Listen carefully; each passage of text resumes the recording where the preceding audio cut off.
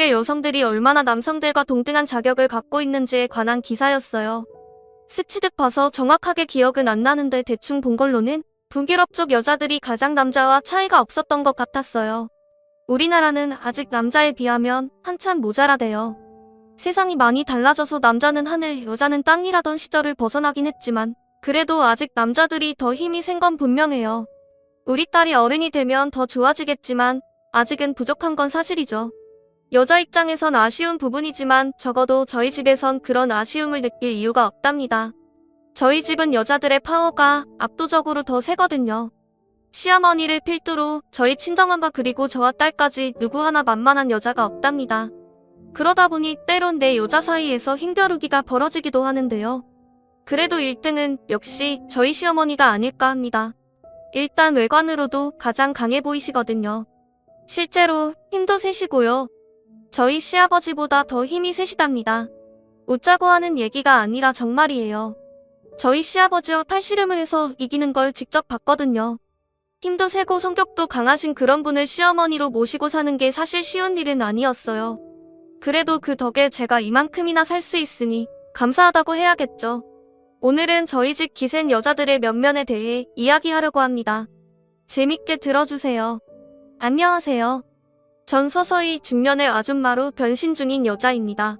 남편과 딸 하나, 아들 하나를 키우며 살고 있어요.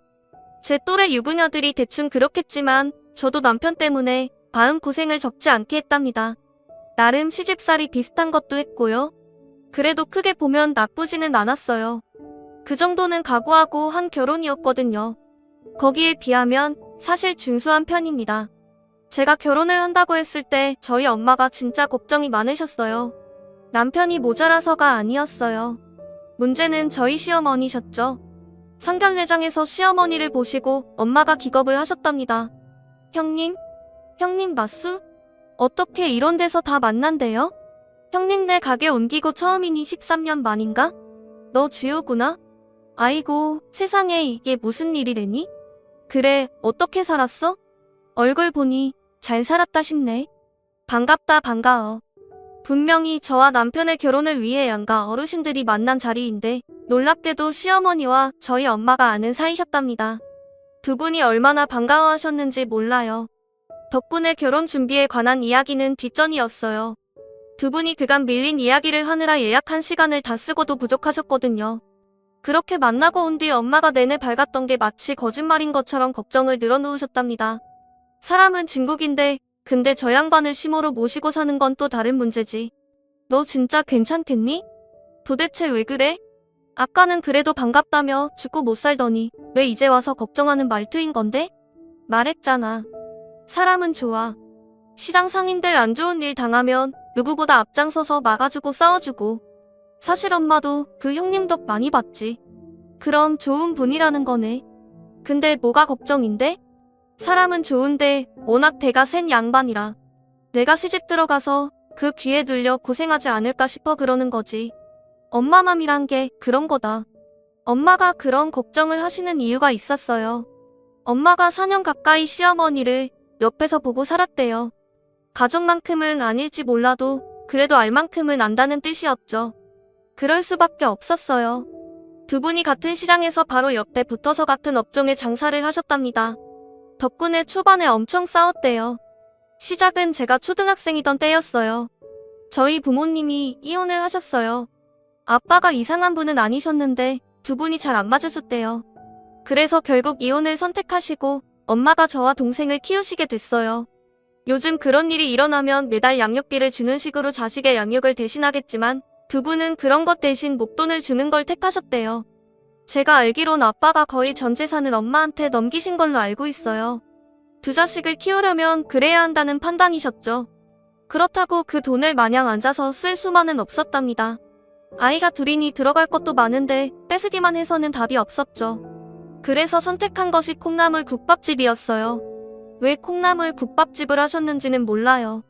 주변에서 권했는지 아니면 엄마가 그걸 잘 만든다고 생각하신 걸 수도 있겠죠.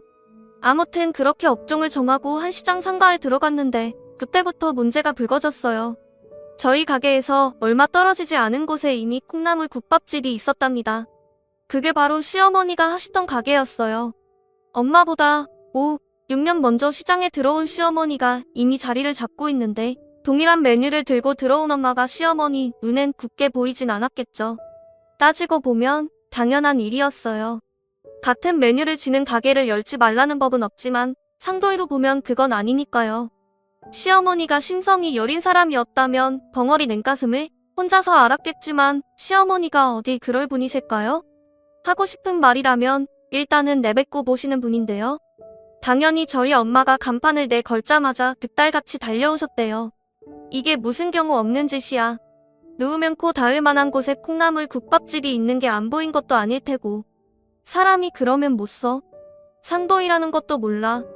다짜고짜 들어와선 12조로 말을 거는데 참을 사람이 어디겠어요. 시어머니만큼은 아니지만 저희 엄마도 그리 만만한 분이 아니시거든요. 게다가 남편 없이 두 새끼를 먹여 살리기 위해 차린 가게니 목숨 걸고 지켜야 하는 절박한 상황이었어요. 그러니 시어머니 아니라 그보다 훨씬 더 무서운 사람이 와도 물러설 수 없었답니다. 미안해요. 어쩌다 보니 그렇게 됐네요. 좀 양해해주세요. 어쩌다 보니라고? 그게 말이 돼? 사람이 왜 이리 상식이 없어? 아까부터 신경 쓰였는데 언제 봤다고 됐든 반말이래? 아니 할 말로 이게 법에 걸려 아니면 죽을 짓이라도 되냐고. 시비 걸 거 아니면 조용히 나가. 자기가 먼저 반말을 한 건 있고 엄마가 반말조로 나오니 시어머니가 열이 받으셨대요. 우리나라 사람들이 싸우면 하는 거 있죠. 나이부터 따지는 거요. 이게 어디서 반말이야? 너 몇 살이야? 몇 살이면 왜? 그리고 누가 먼저 반말했는데? 그렇게 시작된 싸움은 결국 말이 아닌 몸이 부딪히는 걸로 바뀌었답니다. 서로 머리채를 잡고 쌍욕을 시전해가며 싸움이 커지자 주변 생인분들이 말려주셨고요. 엄마가 자세한 말은 안 하셨지만 그 싸움의 승자가 누군지는 뻔했을 겁니다. 저희 시어머니가 웬만한 남자보다 더 힘이 강하시거든요. 그러니 엄마가 당해낼 리가 없죠. 그럼에도 엄마는 물러서지 않으셨대요. 그걸 해야 새끼들을 먹여 살릴 수 있으니 물러설 수 있는 일이 아니었죠. 주변 분들이 뜯어 말리긴 했지만 시작부터 그랬으니 두 분 사이가 좋을 수가 없었대요. 한 몇 달 철천지 원수처럼 눈만 뜨면 으르렁 대셨던 이유였습니다. 그러다 두 분 사이에 변화가 생겼대요. 시어머니가 저희 엄마 사정을 알게 된 거죠. 저랑 동생이 자주는 아니지만 가끔 엄마 가게에 갔거든요. 그러면서 엄마가 이혼 후 혼자서 아이들을 키우는 걸 알게 되시곤 그제서야 마음을 푸셨대요. 그렇다고 시어머니 성격에 금세 곰살맞게 변하시진 않았지만 알게 모르게 저희 엄마를 도와주셨답니다. 한 번은 그런 일도 있었대요. 엄마가 구해온 콩나물이 너무 상태가 나빴대요. 당장 손님들이 올 시간이니 다시 나갈 수도 없고 해서 발만 동동 구르고 있었는데 그걸 아시고는 자신이 가지고 있던 콩나물을 선뜻 건네주셨답니다. 때론 가게를 찾은 진상 손님들에게 시달린 적도 많았대요. 해장을 위해 만들어 파는 콩나물 국밥집이지만 그걸 먹으면서 술을 드시는 분들도 적지 않았어요. 술에 취한 진상들을 상대해 보신 분은 알 겁니다. 말도 안 통하고 억지만 부리는 그런 사람을 여자 혼자서 당해내는 게 쉽지가 않죠. 그럴 때 시어머니가 종종 등장해 엄마를 구해주신 적도 한두 번이 아니었답니다.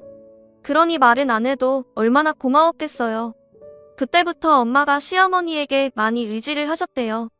그렇게 언니 동생으로 4년 가까이 지내다 시어머니가 다른 사정으로 가게를 접으면서 인연이 끊어진 거였어요. 그랬던 분을 다른 곳도 아닌 자식들의 상견례장에서 만났으니 얼마나 반가웠겠습니까? 좋은 사람인 건 알지만 그 4년 본 게 있으니 엄마가 걱정을 하셨던 거죠. 더군다나 제가 신혼집을 시댁 2층으로 들어갔거든요. 저도 일을 하니 크게 부딪힐 건 없겠지만 그래도 대가 센 시어머니랑 한 집에 살다 보면 이래저래 부딪힐 수밖에 없다고 생각하신 거였어요. 사실 좀 그렇긴 했어요. 시어머니가 영화나 드라마에 나오는 악질 시어머니와는 전혀 거리가 멀긴 했지만 워낙 성격이 직설적이다 보니 의도치 않게 제가 상처를 받기도 했어요. 처음 몇 년은 그런 걸로 울기도 했습니다. 그래도 시어머니 말이나 행동에 악의가 없다는 걸 모르지는 않았지만요. 아무래도 며느리다 보니 시어머니가 편할 수는 없잖아요. 사람이란 게 자주 접하고 겪다 보면 진심을 알게 되잖아요. 한 몇 년 지나니 시어머니가 어떤 분인지 알게 되더라고요. 저희 시어머니를 단적으로 말하면 불의를 보면 참지 못하는 정의의 사자라고 해야겠네요. 그 잣대는 상대방에게도 적용되지만 당신 자신한테도 그랬어요. 자기가 잘못했다고 생각되면 어린 사람에게도 반드시 사과를 하는 분이었어요. 저한테도 그러셨고요. 그러니 불평을 할 수가 없었어요. 제가 야단을 맞는 일이 있다면 그건 틀림없이 제가 잘못을 한 거였으니까요. 그렇게 몇 년 살다 독립을 하게 됐어요. 처음에는 좋았죠. 뭐가 됐건 시어머니를 매일 대면하지 않아도 되니까요. 근데 좋은 건 몇 달이었어요. 불편한 게 훨씬 많았습니다. 대표적인 게 저희 애들이었어요. 제가 결혼하고 2년 만에 저희 큰딸 효진이를 낳고 새해 후 막내인 영호를 낳았답니다. 저희가 독립하고 얼마 안 돼 뱃속에 영호가 들어섰어요. 아시죠? 임신하면 만사가 귀찮아지는 거요. 남편 밥 차리는 것도 귀찮은데 효진이를 챙기는 게 오죽 힘들었겠어요. 사실 그 전까지는 시아버지와 시어머니가 효진이를 종종 봐주셨거든요. 같은 집에 사니 굳이 부탁드릴 필요도 없었죠. 효진이가 눈 뜨면 1층으로 내려가 놀면 자연스레 두 분이 아이를 봐주시는 거였죠. 근데 독립을 하고 나니 그게 안 되잖아요. 그렇게 서너 달 지나고 나니 점점 더 몸이 무거워졌고 결국엔 감당이 안 됐어요. 결국 방법은 하나였죠. 그래서 다시 들어온다고? 네? 어차피 2층 비어있잖아요. 새 안 놓으신 거 보면 저희 기다리신 것도 같고. 아니야. 사람이 안 구해져서 그런 거야. 근데 너는 그렇다 쳐도 새 아기는 괜찮은 거냐? 네? 사실 제가 먼저 들어가자고 이 졸랐어요. 설마 내가 보고 싶어서 그런 건 아닐 테고. 왜? 배부르니 만사가 힘들더냐? 네? 저 혼자서 효진이 감당이 안 돼요. 결국 나보고 효진이 봐달라는 거지? 돈도 안 줄 거면서. 맞냐? 네? 어째 갈수록 뻔뻔해지는 것 같다. 뻔뻔해지는 게 아니고 솔직해지는 거죠. 다 어머니 보고 배워서 그래요. 내가 그런다고? 내가 언제 그랬어? 암튼 정 들어오겠다면 어쩌겠니? 사실 그쯤엔 시어머니가 무섭다거나 하는 생각은 거의 없었어요. 말 그대로 시어머니는 그냥 하고 싶은 말을 하는 그런 사람이었습니다. 솔직하신 거죠. 그렇게 말을 하고 나면 뒤끝 같은 건 일절 없으셨어요. 저도 보고 살다 보니 그게 훨씬 편하더라고요. 보시면 아시겠지만 저도 시어머니한테 그랬어요. 진짜 마음에 안 드는 부분이 있으면 바로바로 말씀드렸죠. 그럼 설령 자신의 생각과 다르다 싶어도 일단은 들어주셨고 제 말이 더 맞다 싶으면 자신의 고집도 꺾을 줄 아는 그런 분이셔서 가능했던 일이었어요. 대표적인 게 수건을 쓰는 법이었죠. 저는 수건을 한번 쓰면 특별한 일이 없으면 세탁기에 넣는 타입이거든요. 근데 시어머니는 수건 하나로 거의 하루를 쓰시는 편이었어요. 그게 좋을 리는 없죠. 축축한 수건에 세균도 자라고 하니 건강에도 좋을 리 없고요. 제가 그 말씀을 드렸을 때 시어머니가 그러셨어요. 한 번 쓰고 세탁기 넣으면 하루에 10장도 모자라. 그걸 어떻게 감당해? 너희는 그렇게 살아라. 난 내 방식대로 살 테니. 아마 신혼초였다면 시어머니 말을 따랐을 겁니다. 괜히 시어머니 뜻을 거스를 이유는 없었으니까요. 근데 점점 시어머니의 성격을 알게 되고 무서운 것도 사라지다 보니 그대로 보고 있을 수만은 없었답니다. 건강에 안 좋다는 걸 아는데 그걸 보고 있을 수만은 없죠. 그래서 제가 축축한 수건이 건강에 해롭다는 증거 자료를 뽑아서 가져다 드리기까지 했어요. 1층 화장실에 축축한 수건을 보면 세탁기에 집어넣기도 하고요. 당연히 언제부턴가는 시어머니도 저를 따라 하시더라고요. 당신도 당신이지만 시아버지나 효진이도 그 수건을 쓰는 상황이었으니 가족들의 건강을 위해서라도 제 말을 따라야 할 수밖에 없다고 느끼신 거죠. 시어머니는 그런 분이셨어요. 모르는 사람이 보면 목소리 크고 무섭기만 한 것처럼 보이지만 실제로는 충분히 합리적이고 아랫사람 의견에도 귀를 기울이시는 그런 분 말입니다. 그러니 제가 다시 들어와 살겠다고 결심을 한 거겠죠. 처음 제가 시어머니 때문에 힘들어하는 걸 본 엄마가 역시 자신의 우려가 맞았다며 걱정을 하셨지만 점차 제가 시어머니와 잘 어울리는 걸 보고는 안심을 하셨습니다. 그러면서 두 분이 어울리는 일이 잦아지셨어요. 아무래도 엄마가 시어머니에게 기대는 편이셨어요. 예전에도 그러셨다고 그랬어요. 어쩌면 엄마한테 시어머니는 남편의 부재를 메우는 그런 게 아니었을까요? 그만큼 든든하고 믿음이 가는 분이셨어요. 비록 사돈으로 맺어지긴 했지만 그 전에는 언니 동생이었으니까. 시어머니 성격이 사돈이라는 이유로 엄마를 어려워하거나 멀리할 그런 분이 아니셨던 것도 한몫을 했습니다. 모르는 사람들이 보면 두 분은 사돈이 아니라 친자매인 줄 알았을 정도로 왕래가 잦으셨어요. 사람은 같이 있다 보면 닮아가는 법이라더니 두 분이 그러실 줄은 몰랐습니다. 효진이를 학교에 데려다주고 잠깐 일을 보고 들어왔어요. 저희 집 구조가 1층을 거치지 않고 더 올라올 수가 있답니다. 저희 살기 편하라고 약간 공사를 해서 2층으로 통하는 별개의 대문을 만들어주신 때문이었어요. 그래도 1층 소리가 안 들릴 순 없었죠. 원래가 같은 집이니까요. 이상하게 1층에서 사람 소리가 나더라고요. 그것도 한 사람이 아닌 것 같았어요. 특별히 귀를 기울이지 않아서 무슨 소리인지는 몰랐지만 분명히 대화를 주고받는 것 같았습니다. 사실 그 시간이면 집엔 아무도 없어야 했답니다. 시어머니가 시아버지와 같이 가게를 하셔서 출근을 하시거든요. 근데 사람 소리가 들렸어요. 그것도 하나가 아닌 둘이요.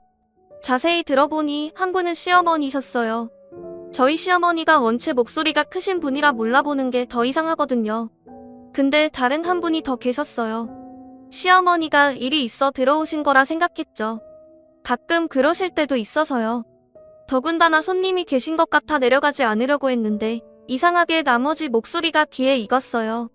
분명 아는 목소리였어요. 결국 내려가고 말았습니다. 그곳에서 두 분의 몰골을 발견하고 얼마나 놀랐는지 모릅니다. 엄마 어머니 두 분 왜 그래요?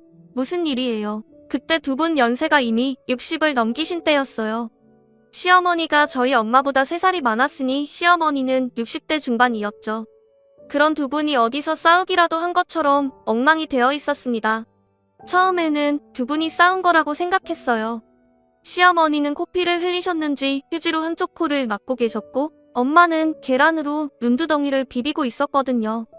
그 모습만 봤으니 당연히 처음에는 두 분이 싸운 거라고 생각했어요. 기가 막히더라고요. 자기들이 여고생이라도 되는 거라고 생각했다 싶어서요. 무엇보다 사돈끼리 저 정도로 치고받고 싸운다는 게 말이 안 되잖아요. 뭐예요? 설마 두 분 왜 그러세요? 나이가 얼만데 게다가 두 분은 단순한 언니 동생 사이도 아니고 엄연히 사돈인데 제가 격앙돼서 이야기를 하자 처음엔 어리둥절하던 표정을 짓던 시어머니가 집이 떠나가라 웃으시지 뭡니까? 너 지금 설마 우리 둘이 싸웠다고 생각하는 거냐? 아이고 배야, 우리 둘이 싸웠으면 내가 이럴까? 이 엄마만 난리 났겠지 뭐래요. 오늘 보니 형님도 옛날 같지 않더구만. 내가 그녀 머리채를 휘어잡지 않았으면 형님 쌍코피였어요. 쌍코피는 무슨 그래도 젊은 게 좋더라. 코피가 문제가 아니라 허리가 문제인 걸. 아까 자네한테 그년이 들이받겠다는 걸 막으면서 허리가 문에 부딪혔잖아. 그러게 나이 생각 좀 하라니까. 어디 바이오 파스라도 발라야 하지 않을까. 두 분이 무슨 말씀을 하시는지 모르겠더군요. 그래도 일단 두 분이 서로 싸운 건 아니지 싶대요 하시는 걸로 봐선 다른 누군가랑 싸우신 거였어요. 그게 뭐였건 그 나이에 싸움질이라는 건 말도 안 되는 거였죠. 도대체 이게 무슨 일이에요. 그게 넌 몰라도 된다. 두 분이 이러고 오셨는데 어떻게 그래요. 보아 안에 누구한테 맞고 오신 것 같은데 저라도 나서야죠. 누구예요? 누가 이랬는데요. 저 답답해요. 내가 가서 뭘 어쩌려고? 왜 그년 머리채라도 잡고 올래. 누군지 몰라도 할 수 있으면 그래야죠. 감히 누구라서라. 우리 둘도 이 모양인데 내가 가면 진짜 큰일 난다 생각만이라도 고맙다. 지금 웃음이 나세요. 웃음이 나지. 그래도 본때는 보여줬으니 그래 어차피 너도 알게 될 테니 말해주는 게 맞지. 정말 어이가 없는 일이었어요. 글쎄 시아버지가 바람을 피우셨답니다. 나이가 이른이 가까운 분이 바람이라는 게 말이 될까 싶었는데 정말 그랬대요. 최근 들어 1층이 좀 시끄럽긴 했어요. 그래봐야 시어머니 목소리만 들린 거지만 아무튼 그랬어요. 그게 시아버지의 바람을 눈치챈 시어머니가 화를 내셔서 그랬던 거였답니다. 그 연세에 바람을 피우신 것도 놀랍지만 그걸 갖고 불같이 화를 내신 시어머니도 대단하다 싶었어요. 전 저 나이쯤 되면 저희 신랑이 바람을 피워도 믿기지도 않을 것 같았거든요. 근데 시어머니는 아니셨나 봐요. 시아버지를 몰아붙여 불륜녀를 확인하고 거길 쳐들어가시기까지 했으니까요. 거기까지는 그렇다고 쳐요. 근데 엄마까지 따라간 건 정말 그랬어요. 두 분의 무용담을 다 듣고 나서 엄마를 끌고 2층으로 왔습니다. 시어머니한테야 그럴 수 없지만 엄마한테는 잔소리를 해야겠거니 싶어서요. 잘하셨네요. 도대체 무슨 생각으로 거길 따라가셨어요? 그리고 시어머니가 그러시더라도 엄마 말렸어야지. 어떻게 엄마까지 그래? 처음에는 그러려고 했어. 내 시모가 전화와서 바깥 사돈 바람 얘기를 할 때만 해도 따라갈 생각도 없었고 근데 그 여자가 적반 하장식으로 나오더란 얘기를 들으니 그 상판이 궁금해지지 않겠니? 뭐 따라가도 이야기만 할 줄 알았지. 근데 그년이 오히려 자기 잘못한 게 없다면서 고개 빳빳이 쳐드니 열이 안 받아? 아무리 그래도 엄마가 그럴 이유는 없었잖아. 머리채를 쥐어뜯던 주먹을 날리던 시어머니가 하실 일이지 그러려고 했다니까? 내가 내 시어머니를 몰라? 젊었을 땐 시장의 남자 상인들이랑 힘을 겨뤄도 괜찮던 사람이야. 그래서 안심하고 있었지 보니 그 여자 몸도 호리호리하고 해서 내 시모가 단숨에 제압할 줄 알았는데 나이가 무섭긴 하더라. 오히려 내 시모가 밀리잖아. 그걸 보니 나도 모르게 그만 잘하셨네. 이왕 싸울 거면 이기기라도 하지. 그게 뭐야? 이제 내일이면 거기 시퍼렇게 멍들걸. 안 그래도 벌써부터 얼얼하다. 내 시어머니 잘해드려 바깥 사돈 바람도 바람이지만 저 양반이 나이가 든 걸 보니 왠지 짠하다. 엄마 말대로였어요. 젊은 시절 그 괄괄하던 양반이 나이가 들면서 조금씩 약해지는 게 안쓰럽더라고요. 그래서 제가 나섰답니다. 그 화장품 가게를 찾아가 싸운 건 아니에요. 시어머니조차 못 당해낸 사람을 제가 무슨 수로 맞서 싸운답니까? 전 제 방식으로 했죠. 시아버지께는 죄송하지만 두 분이 그 꼴을 당했는데 가만 보고 있으면 안 됐으니까요. 그래, 내 말대로 진단서도 떼고 다 했다. 이제 뭘 해야 하니? 경찰서 가야죠. 상해죄로 고소도 하고 법원에는 위죄로 청구도 해야 하고. 그러면 어쩔 수 없이 아버님이 바람 피우신 것도 주변에서 알게 될 거예요. 괜찮으시겠어요? 괜찮지. 잘못을 저질렀으면 벌을 받아야지. 미안하다. 괜히 너 번거롭게 만들어서. 번거로울 게 뭐가 있어요. 어머님 말대로 잘못을 했으면 벌을 받아야죠. 아버님한테도 제가 말씀드릴게요. 아니다. 말할 필요도 없지만 굳이 말해야 한다면 그건 내가 하마 아무리 염치 없는 사람이라 해도 며느리한테 그런 말 들으면 정말로 창피해서 어찌 살겠니. 결국 그렇게 했어요. 상해죄로 고소도 하고 바람을 피운 것에 대한 죄를 물어 위자료 청구 소송도 냈답니다. 아쉽게도 상해죄는 그쪽에서도 진단서를 끊어 쌍방 고소를 하는 바람에 흐지부지 되었답니다. 우리나라 법이 아무리 죄를 지어도 당사자가 직접 응징을 하는 것은 안 된다네요. 게다가 저희 쪽이 2명이라 더 불리했고요. 경찰관 말로는 그렇게 고소를 해봐야 서로 벌금만 맞을 거라면서 말리긴 했는데 시어머니가 멈추질 않으셨어요. 내가 벌금을 내는 거면 상대도 내는 거 아니냐면서 끝까지 하겠다고 하셨거든요. 결국엔 시어머니랑 엄마가 각각 벌금 100만 원씩 내셨답니다. 불륜녀도 똑같은 벌금을 받았고요. 사실 두 분 벌금이 더 나을 수도 있었는데 판사님이 사정을 봐주신 거였대요. 연세도 있고 바람을 피운 불륜녀를 때린 거라는 이유로 줄여주신 거였어요. 좋은 판사님 만나서 벌금이 줄었던 거였습니다. 대신 위자료 청구 소송에선 500을 받았어요. 그 돈으로 두 분 벌금 내고 나니 300이 남대요. 엄마 말씀대로 어머니가 가지셔야죠. 왜요? 그냥 갖고 있기 그러세요? 아무래도 그런 눈치셨답니다. 불륜녀한테서 받은 돈이니 계속 가지고 있기 그러셨나봐요. 그래서 택한 게 쇼핑이었어요. 저희 세 여자 평소에는 가지도 않는 백화점으로 가서 다 써버렸답니다. 백화점이 워낙 고가의 상품들이 많아서 그런지 크게 쓸 것도 없었어요. 그래도 옷 몇 벌 사입고 맛있는 것도 먹고 그랬어요. 평소 같았으면 심장이 떨려서 입어보지도 못했을 옷도 샀으니 나쁘진 않았죠. 그 사건 이후 시어머니와는 거의 친모녀나 다를 바 없이 살가워졌답니다. 원래 힘든 일을 겪고 나면 끈끈한 전우애 같은 게 생긴다잖아요. 저희가 그랬어요. 사건 이후. 안 그래도 목소리 내기 힘들었던 시아버지는 더더욱 꼬리를 말고 살 수밖에 없었답니다. 당신이 지은 죄가 워낙 막중하니 그럴 수밖에 없었어요. 그래도 그쯤에서 마무리된 게 다행이었어요. 솔직히 저 걱정을 많이 했거든요.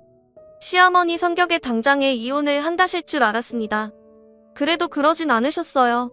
아무리 요장부라고 해도 남편한테는 어쩔 수 없는 부분이 있었나 봐요. 나중에 안 거지만 시아버지가 이미 그런 전과가 있으신 분이었대요. 젊은 시절 두어 번 더 그러셨다지 뭡니까? 그때도 어쨌든 용서를 해주셨대요. 제가 아는 시어머니라면 안 그러셨지 싶은데 역시 부부 일은 부부들만 안다는 말이 그런 건가 보더라고요. 그 일을 겪으면서 저라면 어땠을까 하는 생각을 했어요. 쉽게 결론이 안 나대요. 부부간의 신의를 저버렸으니 당장 이혼을 한다고 해도 이상하지 않을 것 같긴 했지만 막상 아이나 주변 사람 시선을 생각하니 무턱대고 이혼을 할 수도 없을 것 같기도 했어요. 무엇보다 남편은 그런 일을 할 사람이 아니라는 거라니 그런 생각을 하는 게 무슨 가치가 있나 싶기도 했고요. 열길 물속보다 알기 어려운 게 한길 사람 속이라는 옛말이 있다는 걸 전 미처 몰랐던 거였습니다. 그래도 그럴 수밖에 없었어요. 세상 모든 여자들이 다 저처럼 생각할 거예요. 다른 남자들은 몰라도 내 남자는 절대로 바람을 피우지 않을 거라는 어리석은 확신을 하고 살잖아요. 사실 그건 확신이라기보다는 바람에 가까운 거긴 하지만요. 그게 뭐였건 전 그런 일을 안 당하고 살 거라고 생각했어요. 그러니 남편이 무슨 짓을 하고 돌아다녀도 태평천하였던 거였어요. 수시로 회사에서 출장을 가도 당연히 우리 남편이 능력자여서 회사 일을 혼자 다 한다고 생각했던 거였고, 또 주말만 되면 골프니 뭐니 하면서 분주히 돌아다녀도 집 마누라랑 새끼들 먹여 살리느라 쉬지도 못하는 거구나 한 거겠죠. 따지고 보면 제가 너무 풀어준 때문일지도 몰랐습니다. 원했든 아니든 자식, 특히 아들은 아버지를 닮는 경우가 많다잖아요. 유전자의 힘 말입니다.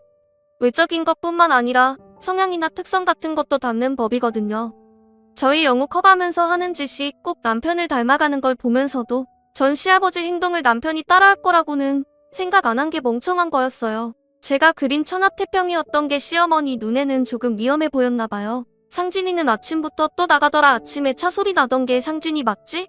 네, 오늘 춘천에 골프 약속 있대요. 부장 달고부터는 툭 하면 골프 약속이네요. 어떻게 된 사람이 평일보다 주말이 더 바빠요. 애들이랑 가족 여행 가본 게 언제인지도 모르겠어요. 열심히 사는 것도 좋긴. 가족이 먼저인데 쟤 혹시 한눈 팔고 그러는 건 아니겠지? 한눈이요? 설마 지금 어머님 생각하시는 게 남자는 숟가락 들 힘만 있어도 한눈 파는 족속이라잖니? 너도 봤잖아. 네 시아버지 몇 년 전에 무슨 일 벌였는지. 아이고 나 참 누가 보면 어머니가 제 친정엄마인 줄 알겠네. 어머니 아들이에요. 세상에 어떤 엄마가 자기 아들 바람 피울 수도 있으니 단돌이 좀 하라고 며느리한테 그럴까. 진짜 우리 어머니 못 말린다니까. 아들이건 며느리건 그게 뭐 중요하간디. 나한테는 저놈도 너도 다 내 자식인데 어떤 놈이 됐건 그놈 눈에 피눈물 흐르는 건 못 본다. 조심해서 나쁠 건 없잖니. 그러니까 너도 잔소리도 좀 하고 그래. 아이고 진짜 갈수록 걱정 만드시네. 진짜 우리 어머니 늙어가나 보다. 그러지 마세요. 막 서글퍼질라 그러잖아요. 안 되겠다. 오늘 점심엔 어머니 좋아하는 쇠고기 먹어야겠다. 그래야 먹고 힘내서 쓸데없는 걱정 안 하지. 쇠고기 좋으시죠? 쇠고기 이것이 요샌 시어미가 만만해 보이지. 예전엔 내가 인상만 구겨도 덜덜 떨었는데 제가 그랬다고요? 설마요. 어쩌면 그때부터 시어머니는 뭔가 낌새를 치신 건지도 모릅니다.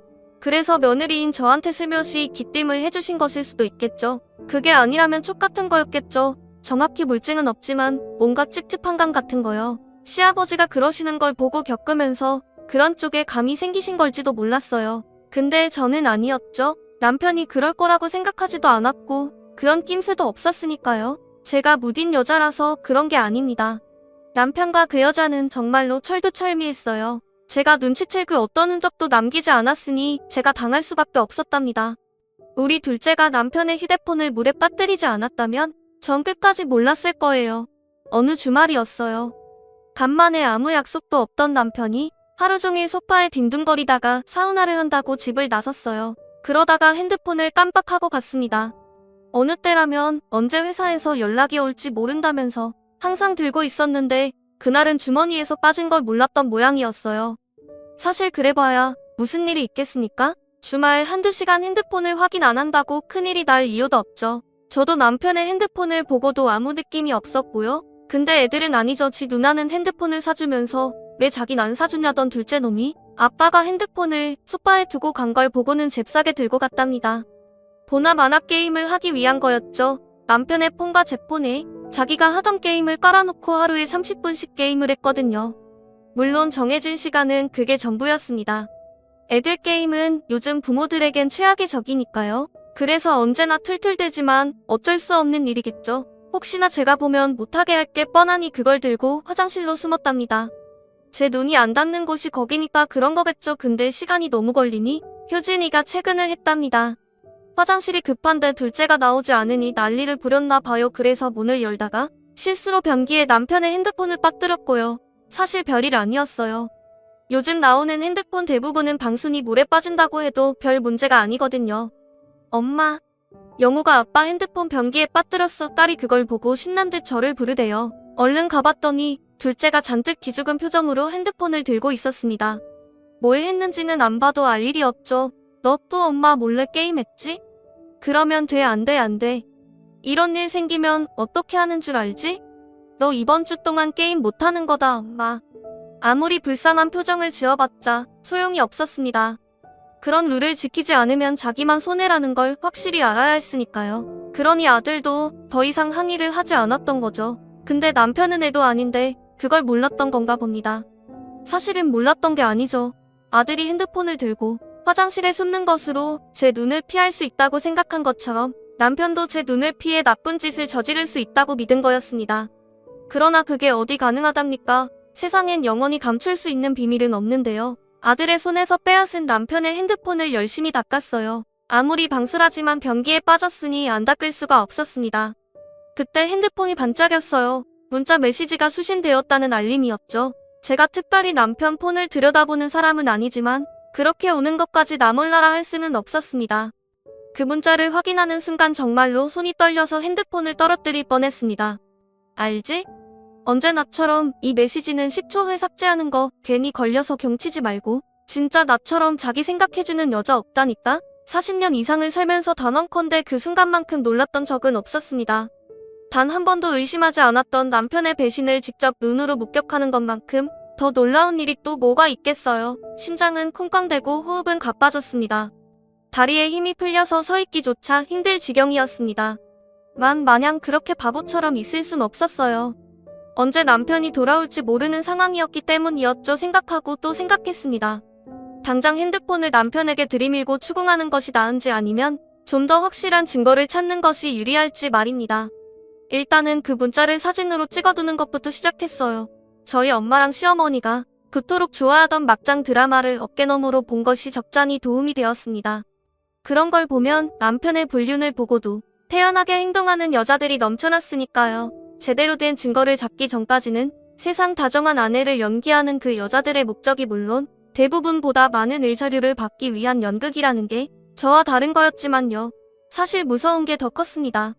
제가 그 문자 메시지를 증거로 남편을 추궁하는 순간 저도 모르게 남편과의 이혼을 언급하게 될지도 모른다고 생각했어요. 이혼을 할 수도 아닐 수도 있지만 그래도 그런 식으로 끝나는 건 아니라고 생각했습니다.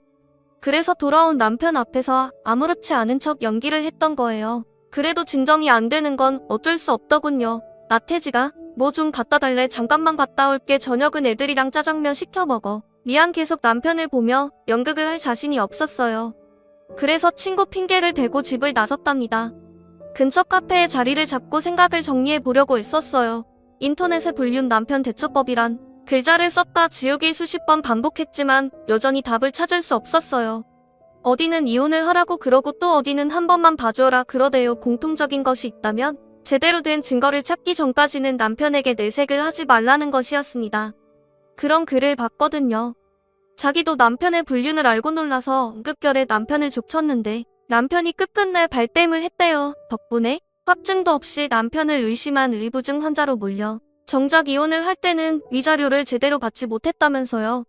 그 여자가 마지막으로 당부하듯 이런 말을 남겼어요. 설령 남편이 불륜녀와 옷을 벗고 누워있는 장면을 보았대도 자기만 알고 있는 건 아무 소용이 없어요. 무조건 사진을 찍고 동영상을 녹화하는 것부터 하세요. 증거 없이는 당신이 이길 수 있는 방법은 없으니까요. 분하고 화가 나도 최대한 냉정을 유지하세요.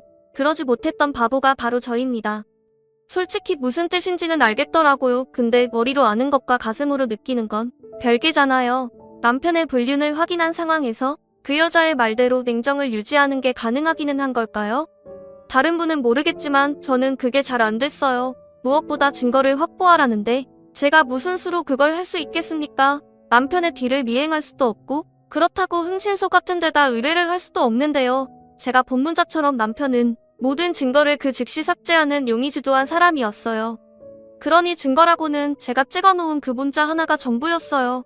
아니 할 말로 남편이 발뺌을 해버리면 어쩔까 싶대요. 잘못 보내진 거라고 하면서 말입니다. 거기엔 남편의 이름도 없었고 저장되어 있지도 않은 번호였으니까요. 그런 식으로 회피해버리면 충분히 의심을 벗어날 수도 있는 상황이었답니다. 아무런 답도 찾지 못한 채 하루하루 시간을 보내니 정작 괴로운 건 저였어요. 밥을 먹어도 모래를 씹는 기분이었고 잠을 자도 깊은 잠을 잘 수가 없었답니다. 사람이 말라간다는 게 그런 거였어요. 제 몸 안에서 수분이 빠져나가는 기분이었어요. 그대로 계속되면 언젠가는 미라가 될 것 같은 기분 말입니다. 사람이 그 정도면 주변에 있는 누군가가 알아채기 마련이죠. 저 같은 경우라면 남편이 그래야 했습니다. 근데 남편은 저 따위를 살필 시간이 없었나 봐요. 당연하겠죠. 그 여자에게 푹 빠진 사람이 저를 신경이나 썼겠어요. 제게 시어머니가 계셨다는 게 그때보다 더 반가운 때가 없었습니다. 너 어디 아프니? 얼굴이 왜 그러니? 잠은 잔 거야? 시어머니가 제 모습을 보시고는 그리 물어오셨어요. 그것만으로도 너무 감사했습니다. 전 아무도 모를 줄 알았거든요. 남편도 모르는데 누가 알아주겠어요. 근데 안 그랬어요. 그래서 눈물이 났습니다. 세상엔 저를 봐주고 걱정해주는 사람이 있다는 생각 때문이었나 봐요. 얘가 왜 이런다니? 너 진짜 아픈 거니? 열은 없는데 걱정스런 표정으로 제 이마에 손을 가져다 대시는 시어머니에게 그냥 안겼습니다. 어떻게라도 위로가 필요했거든요. 점점 그래 울어 무슨 일인지는 모르겠지만 올 일이라면 그래야지. 제 등을 토닥여 주시는 통에 더 눈물이 났어요. 좋긴 식구는 그러고 있었나 봐요. 얼마나 울었던지. 시어머니의 티셔츠가 색이 변해질 정도였답니다. 너 아픈 건 아니고 말해봐라. 무슨 일인데? 말을 하고 싶은데 쉽게 입이 떼지지를 않았어요. 아무리 공명정대한 분이시라 해도 자기 아들의 일이었으니까요. 혹시라도 제가 말을 했는데 남편 편을 들어주면 그때 못 견딜 것 같았거든요. 그래서 망설였어요. 제 얼굴에 망설임이라고 적혀 있었을까요? 말해. 무슨 일이든 말해. 그래야 내가 괜찮아져. 엄마가 도와줄 수 있는 거라면 도와줄 거고 그게 안 된다면 최소한 같이 아파해 줄 수는 있지 않겠니? 맞습니다. 시어머니는 그런 분이셨어요. 그게 아니라고 해도 어쩔 수 없었어요. 혼자서 계속 아파하다가 말라 죽을지도 모른다 싶었으니까요. 저 혼자라면 그래도 좋았겠지만 제겐 아이들이 있었답니다. 그러니 어떻게든 그런 일은 피해야만 했어요. 정말이야? 정말로 상진이 놈이 그랬어? 시어머니 역시 저처럼 쉽사리 믿을 수 없어하는 눈치셨습니다. 그래서 무서웠어요. 시어머니가 남편의 편을 들어 오히려 저를 몫을 며느리로 몰아가면 어쩌나 싶었어요. 그래서 제가 찍어놓은 남편의 문자 메시지를 보여드렸답니다. 이 썩을 놈 지혜비가 하는 짓을 봤으면서 어떻게 이런 짓을 바보 같은 거 사. 이런 일이 있으면 당장 그놈 머리채를 잡았어야지. 욕을 하든 때리든 했어야지. 잘못한 건 그놈인데 왜 내가 혼자 말라가니 무서워서요. 어머니 저 어떡해요? 어떡하긴 뭘 어떡해. 당장 그놈 무릎 꿇리고 족쳐야지. 그러면요? 그리고 나서는요? 저 그 사람이랑 헤어져요? 아니면 용서해줘요? 저 모르겠어요. 어머니처럼 아버님 용서해줄 수 있을지 자신이 없어요. 솔직한 심정이었습니다. 그래서 더 망설인 거였어요. 용서를 할지 혹은 이혼을 할지 결정했다면 차라리 뭐라도 할 수 있었을 겁니다. 근데 그 결심이 서지 않으니 이도저도 못한 거였어요. 그래 내 맘 안다. 내가 처음 내 시아버지 바람났을 때 꼭 지금 너처럼 이랬어. 하루에도 수백 번 생각이 바뀌니? 내 맘인데도 내 맘처럼 안 되더라. 괜찮아. 내가 뭘 하건 난 내 편이다. 아무리 내 아들이라고 해도 죄를 졌으면 벌을 받는 게 옳아. 내 말 무슨 말인지 알지? 시어머니는 놀랍게도 아들인 남편 대신 저를 응원해 주셨어요. 뭔가 든든한 뺏기 생긴 기분이었달까요. 그래서 조금이나마 생각을 정리할 수 있었습니다. 이 글을 보시는 분들이 뭘 하실지 모르지만 한 번은 남편을 용서해 주자 싶어지더라고요. 바보 같다고 생각하실지 모르지만 애들을 생각하면 그러지 않을 수가 없었어요. 부모의 잘못 때문에 애들이 상처를 받는 경험은 제가 이미 해봐서 알거든요. 저희 부모님 이혼하신 후 제가 말을 안 해서 그렇지 솔직히 많이 힘들었어요. 나이가 들면서 두 분의 선택을 이해할 수 있었지만 어린 시절엔 그러지 못했거든요. 그래서 그런 결정을 한 거였어요. 그렇게 해도 괜찮겠니? 네, 굳이 애들 때문에 그랬다는 말을 드리지 않았어요. 말할 필요도 없었어요. 시어머니는 제가 왜 그런 결정을 했는지 익히 아셨을 테니까요. 당신이 겪어본 일이었으니 그럴 법도 했습니다. 그래도 남편을 그대로 놓아둔다는 건 말이 안 됐어요. 계속 남편이 그 여자를 만나게 될 수는 없었으니까요. 결국 남편을 불러놓고 이야기를 하는 수밖에 없었답니다. 근데 그럴 필요가 없었어요. 제가 그 일을 하는 게 얼마나 힘들다는 걸 누구보다 잘 아시는 분들이 직접 해결사로 나서셨기 때문이었습니다. 너 오늘 친정에 좀 다녀오려. 누나, 내 엄마한테 전해줄 것도 있고 거기서 조금 쉬고 오는 것도 좋을 테고 애들은 내가 볼 테니 걱정 말고. 시어머니한테 말씀은 드렸지만 그럼에도 계속 무서웠어요. 남편을 잡아다 놓고 그 일을 말하는 순간 제가 어떤 짓을 할지 몰라서 더 그랬습니다. 그 즈음에 시어머니가 제게 심부름을 시키셨어요. 주말 동안 친정에 가서 머리를 식히고 오라는 거였죠. 참 감사한 분이셨어요. 너무 지친 상황이었습니다.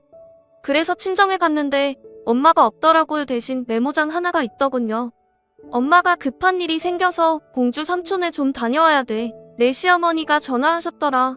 너 요새 몸이 안 좋아서 우리 집에서 주말 동안 쉬게 하려고 보낸다고. 엄마가 너 맛있는 거 챙겨주려고 했는데 삼촌의 일이 미룰 수 없는 일이라 어쩔 수 없구나. 엄마 없어도 편히 쉬었다가 밥 같은 거 할 생각 말고 배달시켜 먹고 엄마 내일 와서 배달했는지 살필 테니 딴 생각 말고 엄마 다녀올게 전화로 해도 될 것을 굳이 메모까지 남겨놓으신 게 이상했지만 그럴 수도 있죠. 시어머니의 당부도 그렇고 엄마의 메모도 그랬으니 정말 쉬려고 노력했어요. 중간중간 떠오르는 남편의 일이 절 괴롭혔지만 그래도 될 수 있는 한 아무 생각 않고 지내려고 했답니다.